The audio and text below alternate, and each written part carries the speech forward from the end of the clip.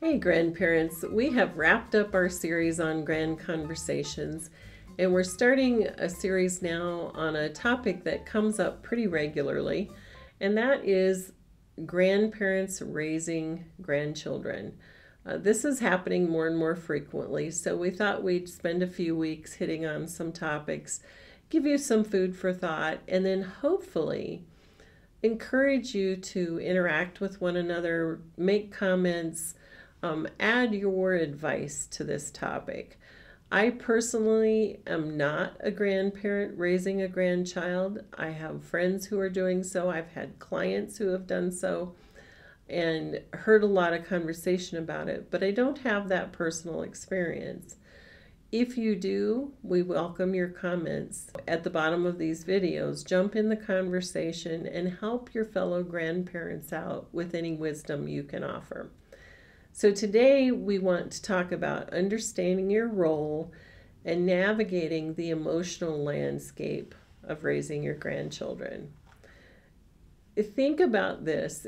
If you have become the primary caregiver for a grandchild, your role has changed from one of support to one of primary caregiver. That alone brings a whole new emotional dynamic to the experience you're having. You've gone back to that place where you're now responsible for, care, for shelter, for food, clothing, education, all of those responsibilities that come with rearing young children. You're now back in that role. And there may be some emotions that come along with that. You're now in a different level of responsibility from what you've had with regards to those children in the past. And so right off the bat, I want to encourage you, get help if you need it, okay? If you're making that transition or have made that transition and are struggling, get help, seek out the community resources. And those may include counselors. They may include church groups, pastoral assistance, community center programs, or local support groups, friends who might also be raising grands. It doesn't have to be a huge support group. It may just be another grandparent or couple who are doing the same thing you're doing, and you can encourage one another and maybe relieve one another once in a while.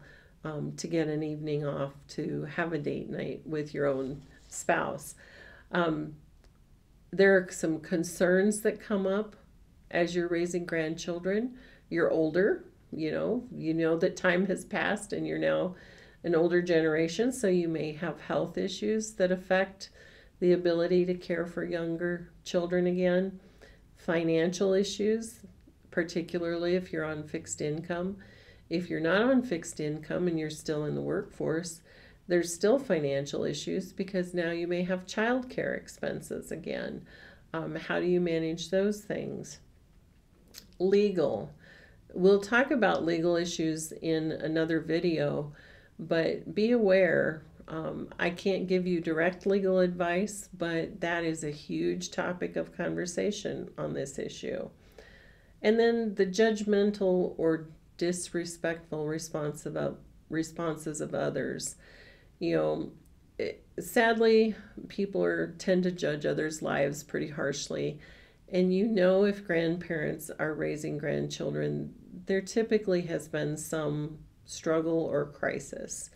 It may be that parents were not living up to responsibilities, or it could be as tragic as the death of parents. So you may have to confront some of those judgments and make explanations, and that adds its own stress. Let's talk about what some of the emotional landscape looks like from both the grandparents' perspectives and the grandchild's emotional responses to this. And I'm going to throw out a few things. They're by no means all-inclusive, the list that I'm giving you. So on the positive side of grandparents' emotional issues, you love your grandchildren or you wouldn't be taking this on. You love those babies, you want them to have a good life, and you're willing to take that responsibility on yourself. As we age, there's more, I think, peace and appreciation of youth and children.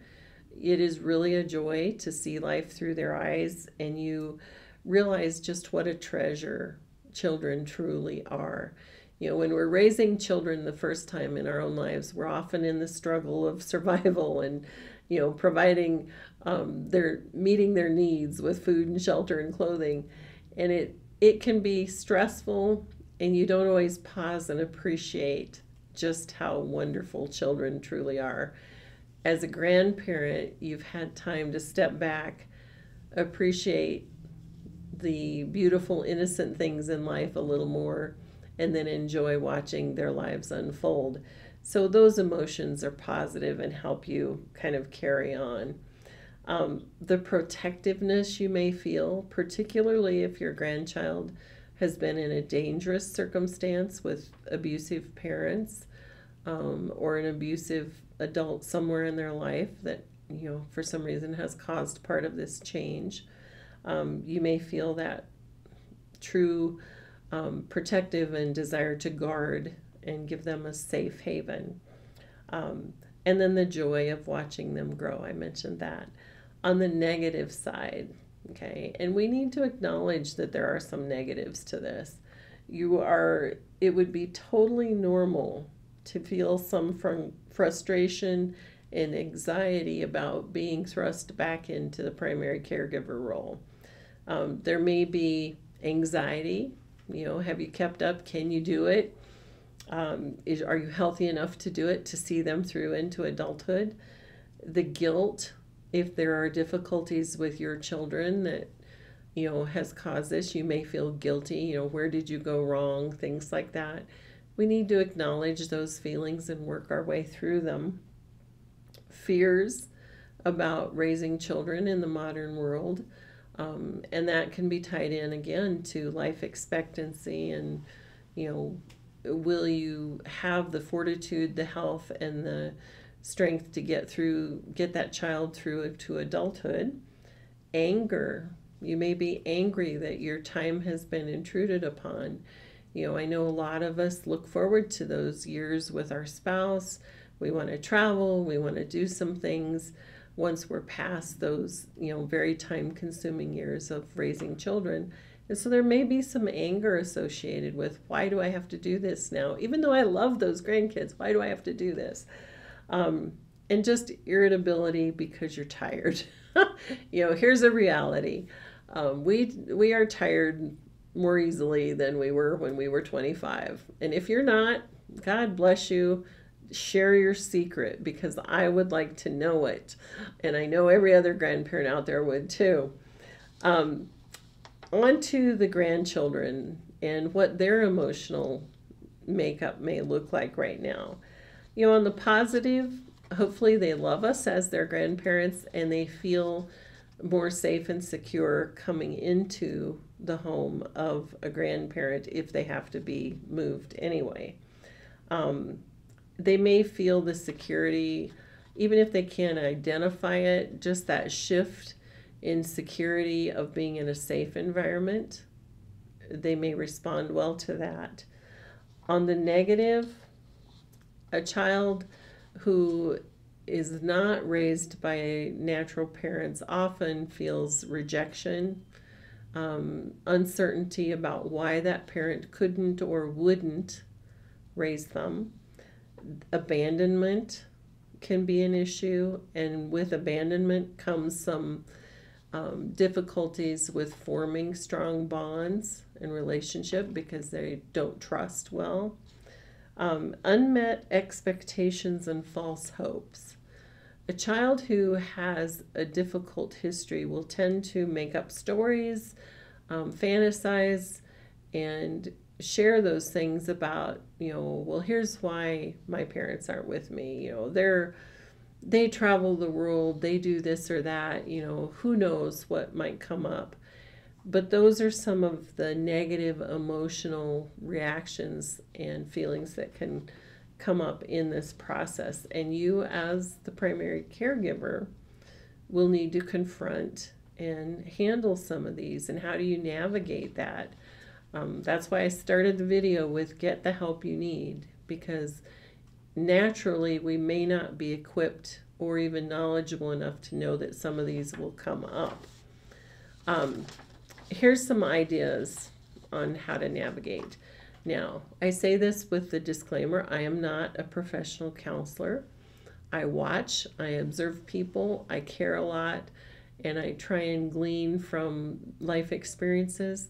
I do not have professional training, and if you need that, please go get that kind of counseling and help. But here's where I would start. Focus on the gift that a child represents. They are the innocent in this process.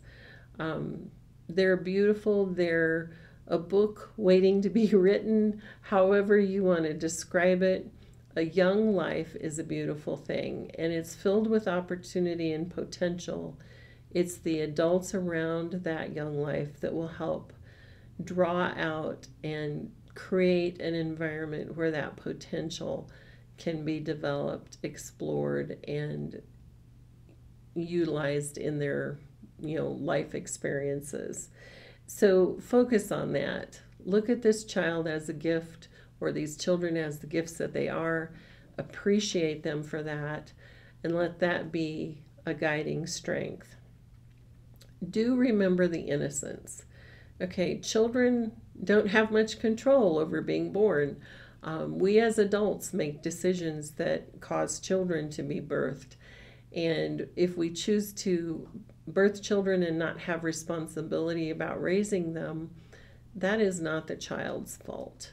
And so we need to be compassionate and choose not to make them pawns in the games of adults. Particularly in divorce circumstances, neglectful circumstances, children can really become tools that some people will use to hurt one another. Do your best not to do that with a child. That's a life. We are caring for a young life that's tender and innocent and doesn't understand the things that the adults do around them. So don't play with their emotions.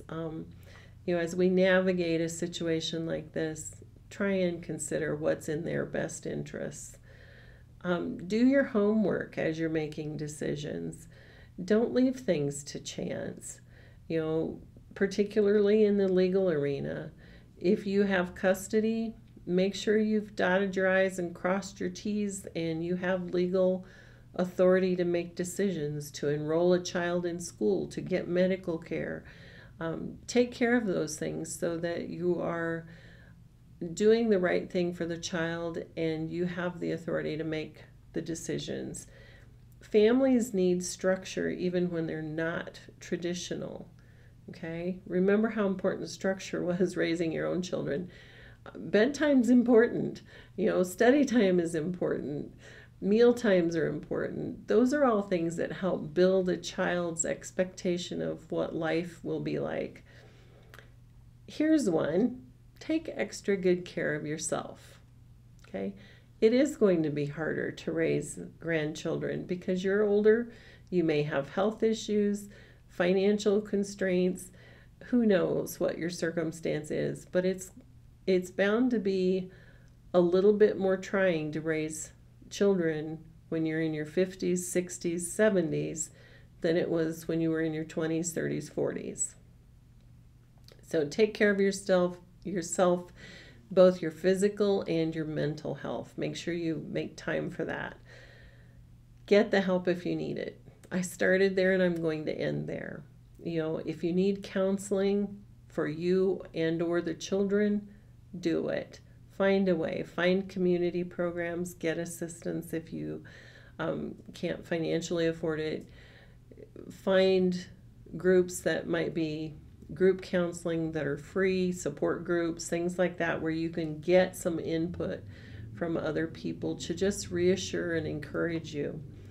And help children heal from difficult situations. If a child's been abused or abandoned, there's some emotional healing that needs to take place in that child's life. Legal counseling, get that. Get the proper documentation in place so you have legal authority. That varies, and we'll talk about that a little more later in another video. Financial support. It's possible that there will be some financial support available. If not, you may need to reevaluate your own finances and figure out how to make things work now. Hopefully you're in some of your better financial years, but if you're not, get some financial advice on how you can make your circumstance the best it possibly can be, given that you have some new responsibilities. And then again, support groups and friends. Find somebody who can babysit once in a while, somebody you trust to give you a break. Whether you're caring for someone who's ill or you're caring for a young child, you do need a break from that experience once in a while. And the caregiver needs a little time off. Find ways to make that happen, and then you can be refreshed when you go back to it. I hope this has given you some food for thought. Like I said, I am not raising grandchildren, so I can't speak from experience. Those of you who are doing this, if you have suggestions for resources, if you have wisdom to share, jump in the comments and help out your fellow grandparents. Be grand, my friends.